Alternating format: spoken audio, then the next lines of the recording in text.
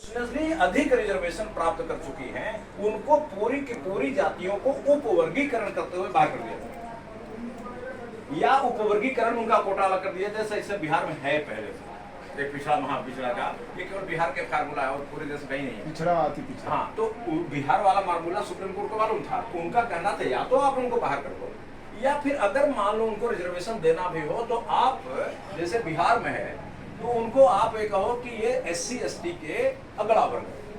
अब अगला वर्ग है तो उसको मामूली रिजर्वेशन देना चाहो दे दो, लेकिन पूरा रिजर्वेशन खाने का अधिकार उनको ना दो।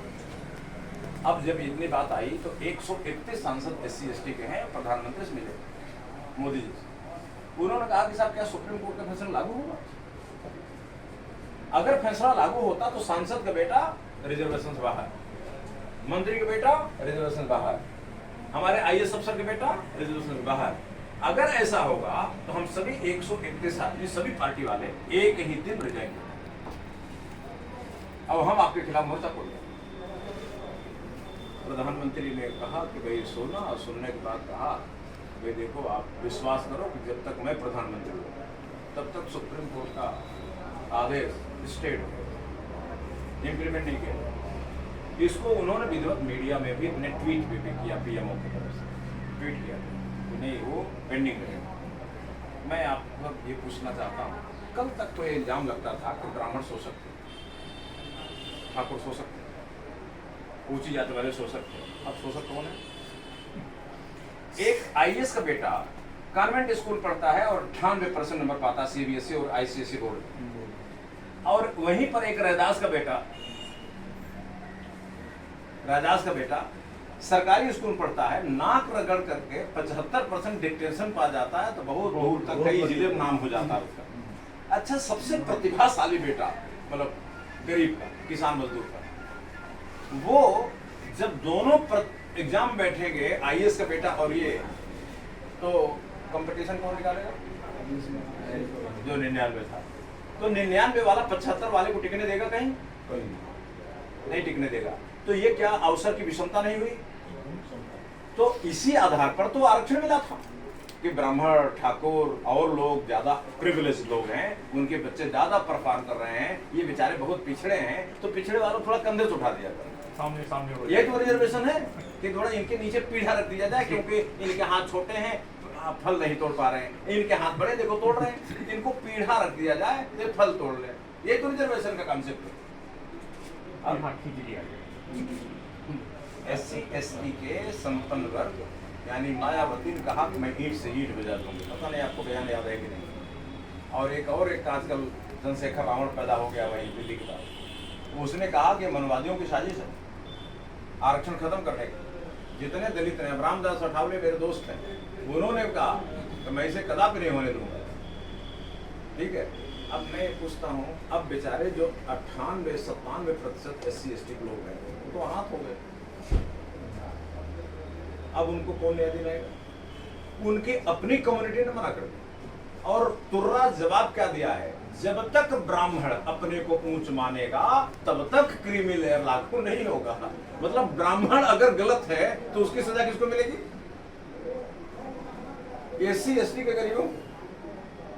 अच्छा, जो गलत है सजा उसको मिलनी चाहिए कि दूसरे को? हत्या करो आप और फांसी लटकूं मैं? गलत कर जाएंगे तो गलत है। मेरी क्या गलती है? मैं तो विषमता नहीं मान रहा, ब्राह्मण मान रहा, ठाकुर मान रहा, पता नहीं मान रहा, नहीं मान रहा, ये बहानेबाजी है। दूसरी बात, इन्होंने कहा कि साहब अभी कुर्सियां खाली, अभी हमारा भरा ही नहीं। अच्छा, अगर भरा ही नहीं है, अब कौन कुर्सी खाली है? चपरासी वाली कोई कुर्सी खाली नहीं है, CST OBC की भी खाली नहीं है, कलर वाली कोई खाली नहीं है। हाँ, खाली कौन है? प्रोफेसर वाली। IAS की भी कोई खाली नहीं है, PCS को भी खाली नहीं है। ये जो यूनिवर्सिटी, टेक्निकल यूनिवर्सिटियां हैं, भाभा अणुशक्ति परमाणु संस्थान, ये जो है ना स्पेस रिसर्च सेंटर, ये जो पद होते हैं इसमें ये दलित बिरादरी को लोग पढ़ाते ही नहीं अपने बच्चों को, तो वहां वैकेंसी निकलते हैं, भरते ही नहीं। भरते इसलिए नहीं कि स्पेस साइंस से तुम्हारा ग्रेजुएशन होना चाहिए, स्पेस साइंस में तुमने पढ़ा ही नहीं, तो वैकेंसी सही में खाली रह रही है। अच्छा, इसका मतलब ये सजा उनको मिलेगी? आपकी वैकेंसी खाली है तो मतलब आप अपने गरीब SC ST के बेचारे दरोगा भी नहीं बनने दोगे, सिपाही भी नहीं बनने दोगे। आप अपने बुद्धिमान बच्चे को IAS बना दोगे और बेवकूफ बच्चे को, मूर्ख बच्चे को चपरासी बना दोगे, दरोगा बना दोगे, लेकिन गरीब बच्चे कुछ भी नहीं बना दोगे। तब अब क्या होगा?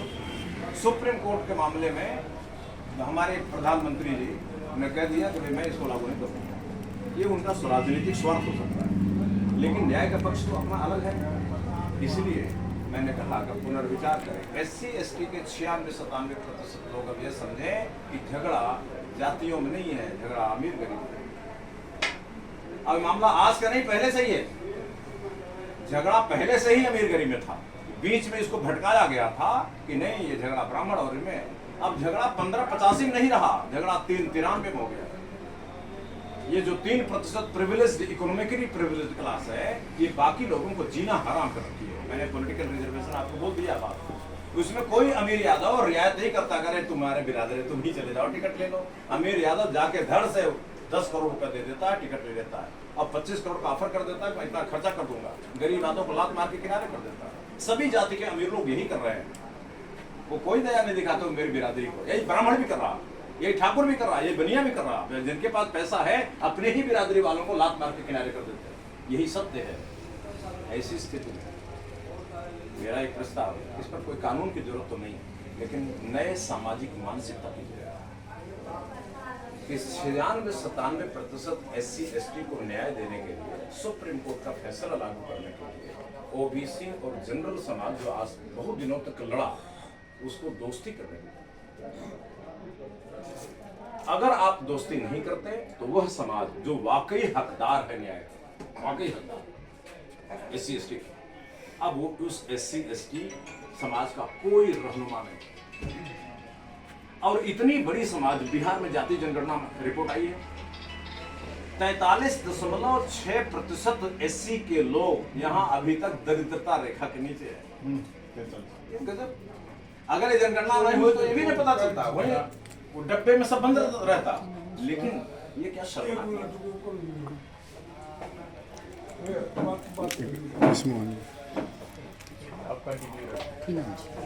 जी साहब। हमारी तीसरी बात ये बात होगा, क्योंकि मेरी ट्रेन का टाइम हुआ, जा रहा हूँ मैं। आपको आप लोग मुझे अगर कोई एक नंबर दे दोगे, एक आलोक जी सर, एक कागज दौड़वा दो, सब लोग प्लीज अपने नंबर दे देंगे, हम आपको व्हाट्सएप कर देंगे।